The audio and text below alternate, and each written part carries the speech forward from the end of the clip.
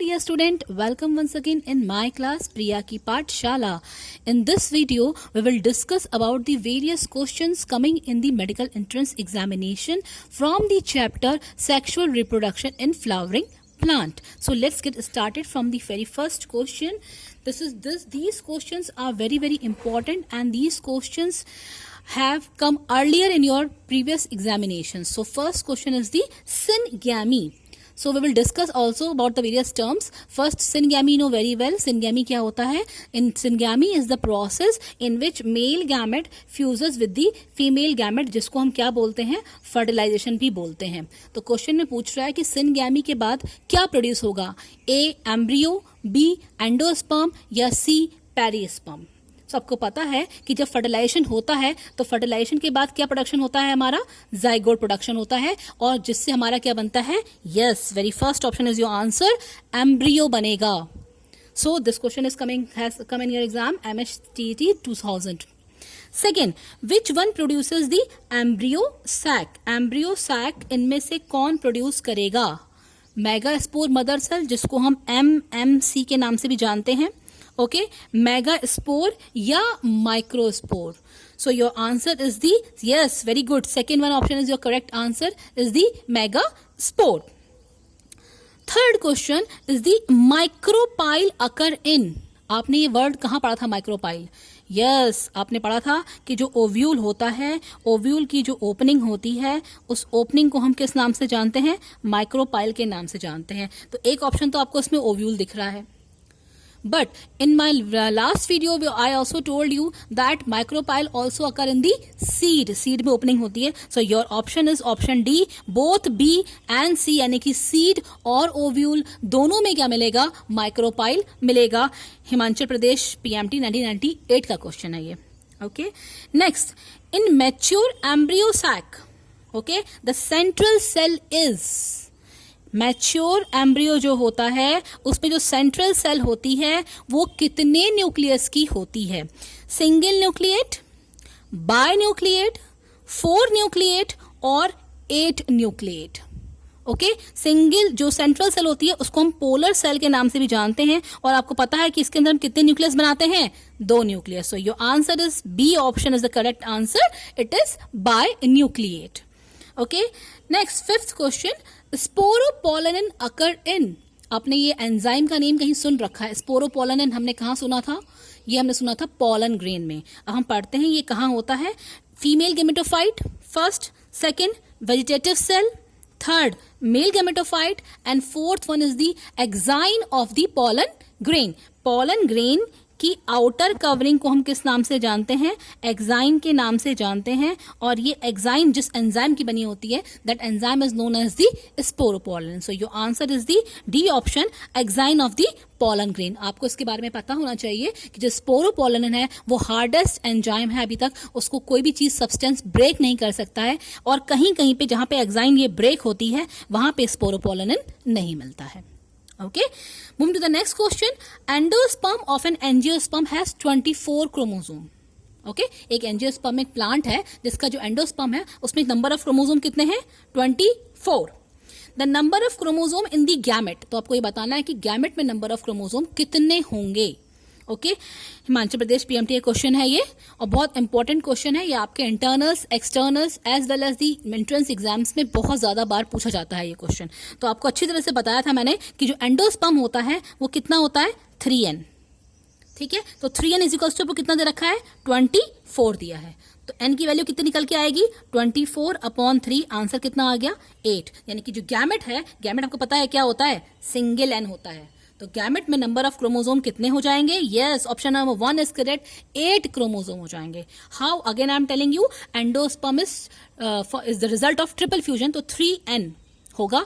3n is equals to कितना given है आपको? 24 गिवन है. सो n की वैल्यू कितनी आ गई आपकी? 8 आ गई. 8. अब गैमेट आपका चूंकि सिंगल n होता है तो जो सिंगल n की वैल्यू होगी वही आंसर होगा. अगर कोई डिप्लॉयड सेल के बारे में पूछा होता इसने आपसे आंसर, तो आपका आंसर 2n हो जाता, यानी कि 2 into 8 यानी कि कितना होता? 16. लेकिन वो तब होता जब आपको पोलन ग्रेन के लिए, पोलन ग्रेन क्या होता है? डिप्लॉयड होता है, क्योंकि उसी से मेल गैमेट बनेगा. Okay, so moving to the next question, which one is diploid? इनमें से कौन डिप्लॉयड है? Option A synergids, B is the secondary nucleus, C is the antipodals and D is the egg cell और egg. तो आपको पता है कि सेकेंडरी न्यूक्लियस यानी कि जो पोलर सेल होती है जो सेंटर में होती है वो हमारी क्या होती है, डिप्लॉयड, क्योंकि उसमें कितने न्यूक्लियस होते हैं, 2n होते हैं. Okay, then moving to the next question, sporopollenin is formed by the polymerization of. अभी हमने डिस्कस किया था कि स्पोरोपोलिन हार्डेस्ट एंजाइम है और ये किसका बना होता है ये आपको बताना है. ये क्वेश्चन BHU 2012 में आया था और बहुत इंपॉर्टेंट है. या कुछ देखिए, कुछ क्वेश्चन हमारा क्या होता है कि एनसीईआरटी बुक में नहीं दिए होते हैं, लेकिन उनसे रिलेटेड क्वेश्चंस हमारे एग्जाम्स में आते हैं, तो आपको थोड़ी सी नॉलेज एक्स्ट्रा पढ़नी पड़ती है for your entrance examination point of view. Okay, so ये उसी से रिलेटेड क्वेश्चन आया है कि जो स्पोरोपोलिन है हमारा वो किसके बना होगा. Option you have fat and phenols, fat and esters, carotenoids and fat and carotenoids and ester. देखिए, इसमें तो इससे लर्न करने वाली बात है, but then also I am telling you that carotenoids जो ऑप्शन है आपका C और D वो बिल्कुल नहीं होंगे, क्योंकि कैरोटेनॉइड्स क्या होते हैं, हमारे कलर इम्पार्टिंग होते हैं. एंड स्पोरोपोलिन तो एंजाइम है, तो हमको उससे कलर से भी ऐसा कोई मतलब नहीं है. ये किसका कॉम्पोजिशन पूछ रहा है, तो ये फैट और फिनॉल से बना होता है, यानी कि option number A is the correct one for this. Moving to the next question of this topic is the cleistogamous flower. Yes, cleistogamous flower क्या होते हैं उसके बारे में पूछ रहा है कि क्लीस्टोगैमस फ्लावर कैसे होते हैं. तो क्लीस्टोगैमस फ्लावर आर कैसे होते हैं वो पूछ रहा है. विंड पॉलिनेटेड फ्लावर है, सेल्फ पॉलिनेटेड फ्लावर है, या क्रॉस पॉलिनेशन होता है क्लीस्टोगैमस फ्लावर में. सो पहले हम डिस्कस करते हैं क्लीस्टोगैमस फ्लावर आखिर होते क्या हैं. ओके, क्लीस्टोगैमस फ्लावर वो फ्लावर होते हैं जो अपनी जिंदगी में कभी ओपन, कभी खुलेंगे नहीं. पहली बात. दूसरी बात, अगर फ्लावर है तो ऑब्वियस सी बात है वो फ्लावर में रिप्रोडक्शन होगा और जिंदगी भर नहीं खुलना है. इसका मतलब ये फ्लावर बाइसेक्सुअल होगा, यानी कि मेल और फीमेल एक ही फ्लावर के अंदर बंद होंगे. ठीक, अब मेल पार्ट भी है, फीमेल पार्ट भी है, फ्लावर क्लोज हैं, तो उस फ्लावर में विंड पॉलिनेशन या क्रॉस पॉलिनेशन की पॉसिबिलिटी नहीं होगी. सो your answer is the self pollination. AMU और मणिपाल दोनों में एक क्वेश्चन बार बार रिपीट हुआ है. ओके, सो ये इस टाइप से भी आ सकता है कि क्लिस्टोगैमस फ्लावर जो होते हैं वो कैसे होते हैं, सेल्फ पॉलिनेटेड फ्लावर होते हैं, या ऐसे भी आ सकता है कि cleistogamous flower are the flowers which open, which never open, which open for some time and that. तो क्लिस्टोगैमस फ्लावर्स कौन से फ्लावर हुए, जो कभी भी नहीं खुलेंगे और बाइसेक्सुअल होंगे, इसीलिए उसमें कौन सा पॉलिनेशन हो रहा है, सेल्फ पॉलिनेशन हो रहा है. Next question, production of seed through sexual reproduction generally indicate. वो ये कह रहा है कि जो सेक्सुअल रिप्रोडक्शन होता है उसको हम कैसे मानते हैं कि हमारा एंड में क्या बन रहा है, सीड बन रहा है. ठीक है, तो जब सीड बन रहा है तो उससे सेक्सुअल रिप्रोडक्शन की इनमें से कौन सी बात जो है वो फुलफिल हो रही है. पहली बात, लॉन्गर वायबिलिटी ऑफ सीड, जो सीड हैं वो बहुत साल तक चलते हैं. दूसरा, प्रोलॉन्ग्ड डॉर्मेंसी, जो सीड होते हैं वो बहुत लंबे समय तक सो सकते हैं, यानी कि स्लीपिंग स्टेज में जा सकते हैं. New genetic combination leading to variation, जब सेक्सुअल रिप्रोडक्शन होगा ऑब्वियसली बात है male are coming from a different one and female is coming from a different one, तो जो इंडिविजुअल बन रहा है वो हमारा नया बन रहा है. Okay, and then one is the large biomass. So हमारा ऑप्शन इसको देखते ही मालूम चल रहा है, C is the answer, that they both are coming from different parent, so genetic variation different है, इसलिए न्यू जेनेटिक कॉम्बिनेशन बनेगा और नए वेरिएशन को क्या करेगा, जन्म देगा. Next question is the root used by the pollen tube for entering the ovule. Ovule के अंदर, this is the ovule. Okay, ovule के अंदर अगर पोलन ट्यूब एंटर कर रही है तो कौन सा रूट होगा इन तीनों में से. इंटेग्यूमेंट ये होते हैं, आपको पता है, माइक्रोपाइल एंड बेसल एंड है, ये माइक्रोपाइल है, इसके अपोजिट जो एंड है वो चलाइजा एंड है. एंड अपने लास्ट वीडियो में मैंने डिस्कस किया है कि पोलन ट्यूब इन तीनों में से कहीं से भी एंटर कर सकती है. अगर वो इंटेग्यूमेंट से एंटर कर रही है उस प्रोसेस को कहते हैं हम मीजोगैमी. अगर वो माइक्रोपाइल से कर रही है तो उसको हम कहते हैं पोरोगैमी. और अगर वो चलाइजा से कर रही है तो उसको हम क्या कहते हैं, chalazogamy. Remember these three words. So root via integument, that process is known as the mesogamy. Micropyle, that process is known as the porogamy, and via chaliza, that process is known as the chalizogamy. So your answer is the D, any of the above. इनमें से कहीं से भी pollen tube ovule के अंदर enter कर सकती है. Micropyle end हो, चाहे chalizal end हो, चाहे literally integument से आए, कहीं से भी आ सकती है. Very important question. Next, edible part of coconut. Yes, coconut water होता है या कोकोनट की मलाई, ठीक है, कोई भी हो, वो कह रहा है कि कोकोनट का एडिबल पार्ट क्या है। Your options are endosperm, embryo, endocarp और मीजोकार्प। तो हमने पढ़ा था कि जो कोकोनट में जो पानी है वो हमारा क्या होता है, एंडोस्पर्म। इसको हम फ्री न्यूक्लियर एंडोस्पर्म के नाम से भी जानते हैं। सो कभी अगर फ्री न्यूक्लियर एंडोस्पर्म एग्जाम में आ जाए तो don't get confused, answer is the same one. Okay, endosperm और free nuclear endosperm both are the same option. Okay, question number 13 discuss करते हैं। Ovule integument get transformed into, हमने बताया था जब क्या होता है, बहुत ज्यादा फर्टिलाइजेशन होगा, उसके बाद आपके कुछ चेंजेस होंगे फर्टिलाइजेशन के बाद। ओके, उस चेंजेस से क्या क्या हो रहा है, इसी में इसने ये पूछा हुआ है। ओके, सो कह रहा है कि जो ओव्यूल का इंटेगुमेंट है, ओव्यूल का integument, okay, this is the integument, ये फर्टिलाइजेशन के बाद किस में ट्रांसफॉर्म होगा।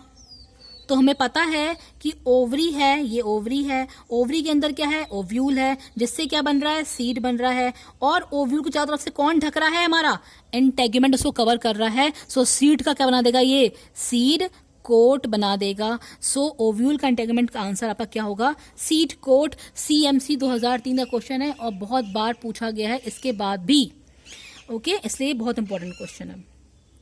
सो ovule integument get transformed into the seed coat. This is the ovule. Okay, I told you this is the ovule, this is the integument. Ovule से हमारा क्या बना, सीड बना, और इंटेगुमेंट से हमारा क्या बना, सीड कोट बना। आप डायग्राम के सहित ऐसे करके लर्न करिए। 14th, polygonum type of embryo have, वो कह रहा है कि जो पॉलीगोनम टाइप का एम्ब्रियो होता है उसके पास इनमें से कितने न्यूक्लियस स्ट्रक्चर होगा। First one is the 8 nucleate, B is the 16 nucleate, C is the 24 nucleate, and D is the 32 nucleate. So your answer is, you have learned earlier that in angiosperm there would be 8 nucleate and 7 celled, 7 cell का, लेकिन nucleus कितने होंगे, 8। क्यों होंगे ये बताइए आप मुझे। यस, क्योंकि जो सेंट्रल सेल थी उसमें कितने न्यूक्लियस थे, 2। तो 7 सेल होने के बावजूद हमारे पास न्यूक्लियस कितना होगा, 1 बढ़ जाएगा, क्योंकि जो सेंट्रल सेल होती है उसमें 2 न्यूक्लियस होते हैं। सो 8 न्यूक्लियस 7 सेल्ड स्टेज कहा जाता है, इसीलिए जब वो स्टेज आती है। Okay, very very important question. Next, part of suspensor that help in the food absorption, very important and very easy. Suspension का वो पार्ट जो फूड एब्जॉर्प्शन में हेल्प करता है, यही था, हाइपोफाइसिस, हॉस्टोरियम और बेसल सेल, इनमें से क्या होगा। तो हमने इसको नाम क्या दिया था, वहां पे हॉस्टोरियम दिया था। So part of suspensor that help in the food absorption, your answer is the haustorium. Next question, what does filiform apparatus do at the entrance. आपने जब पढ़ा था कि हमारा क्या है, एक ओव्यूल है, ओव्यूल में यहाँ पे एक्स सेल्स थी और एक्स सेल्स में यहाँ पे क्या थे, सिनर्जिस थे। इस सिनर्जिस में कुछ लीफ लाइक स्ट्रक्चर होते हैं जिसको हम फिलिफॉर्म एपरेटस या फिलिफॉर्म सेल के नाम से जानते हैं। We have discuss in our last videos. Okay, so this filiform apparatus का वो काम पूछ रहा है कि एंट्रेंस में जब पॉलन ट्यूब यहाँ पे एंटर कर रही है तो क्या काम है। तो आपने सीधे सीधे देख लिया कि ये एक्स सेल है और ये सिनर्जिट है, और फिलिफॉर्म सेल्स कहाँ है, हमारी सिनर्जिट्स में है। So option number C is the answer, help in entering of pollen tube into the synergids. Pollen tube सीधे सीधे आए और कहाँ ट्रांसफर हो जाए, सिनर्जिट के अंदर हो जाए वाया फिलिफॉर्म सेल। अगर ये फिलिफॉर्म सेल नहीं होंगी तो क्या होता है कि जो पॉलन ट्यूब होगी, हो सकता है वो कंफ्यूज हो जाए और वो सिनर्जिट्स बन जाके कहीं और चले जाए। तो फिलिफॉर्म सेल का काम क्या है, वो एंट्रेंस में इसीलिए होता है, शुरुआत में इसीलिए बनी होती है कि वो पॉलन ट्यूब को डायरेक्शन दे सकें कि आपको सिनर्जिट्स के अंदर जाना है। Okay, moving to the next questions. 17th one, entry of pollen tube through the end opposite to the micropylar end. Same question अभी हमने पहले पढ़ा था। वो कह रहा है कि ये ओवरी है, ठीक है, और ये ओव्यूल है और ये हमारा माइक्रोपाइलर एंड है। वो कह रहा है पॉलन ट्यूब की एंट्री माइक्रोपाइलर एंड के न से ना होके उसके अपोजिट एंड से होगी, तो उसको हम किस नाम से जानेंगे।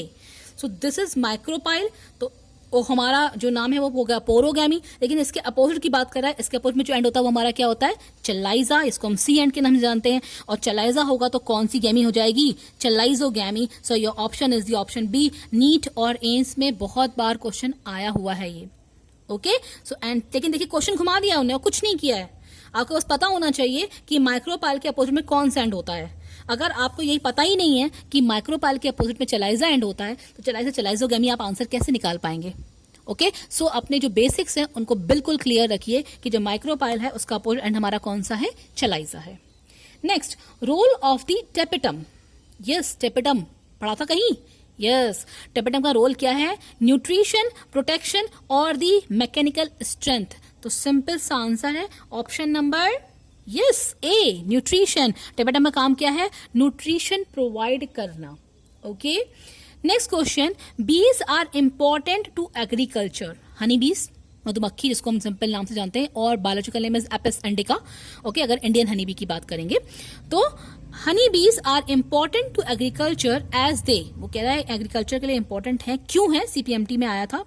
ठीक है, एज दे प्रोड्यूस वैक्स, वो वैक्स प्रोड्यूस करती हैं, तो सभी करते हैं। ठीक है, एज दे प्रिवेंट पॉलिनेशन, वो पॉलिनेशन को रोकती हैं। As they perform pollination, pollination को परफॉर्म करती हैं। और दे प्रोड्यूस दी हनी, तो हनी भी हम एग्रीकल्चर के पॉइंट ऑफ व्यू से देख रहे हैं, एग्रीकल्चर के पॉइंट ऑफ व्यू से देख रहे हैं, तो हमारा आंसर होगा परफॉर्म पॉलिनेशन। बहुत से बच्चे यहीं पे कंफ्यूज कर देते हैं और फटाक से option number D producers Honey लगा देते हैं। लेकिन आपको ये लाइन स्पेशली इसे दे रखी है कि इंपॉर्टेंस टू एग्रीकल्चर, जिसके लिए हम पालन, मधुमक्खी पालन कर रहे हैं। आपने पढ़ा था कि जब मधुमक्खियों को पालते हैं तो उनको, जब हम एग्रीकल्चर करते हैं तो हमारे लिए मधुमक्खियों के लिए बहुत बड़ा फार्म देते हैं, जिसको हम पास्चुरेस के नाम से जानते हैं। ठीक है, तो उसके लिए मधुमक्खी का काम ही क्या है, पॉलिनेशन करना भाई। पॉलन ग्रेन को यहां से वहां ले जाएगी, तभी वैराइटीज का जनरेशन होगा और सेक्सुअल रिप्रोडक्शन होगा। सो एग्रीकल्चर के पॉइंट ऑफ व्यू से इट परफॉर्म पॉलिनेशन। अगर एग्रीकल्चर वर्ड नहीं होता तो आपका ऑप्शन प्रोड्यूसर्स हनी भी हो सकता था।